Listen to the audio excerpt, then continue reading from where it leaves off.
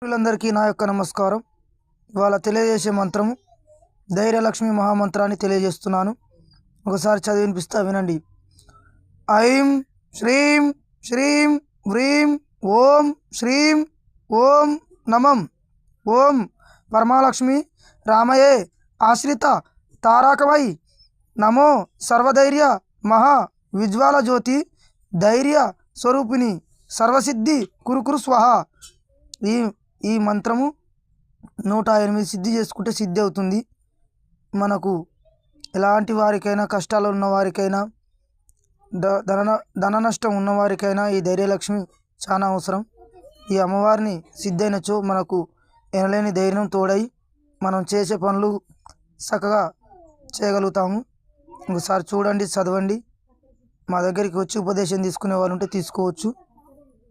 అలాగే నా ఛానల్ని సబ్స్క్రైబ్ చేయండి.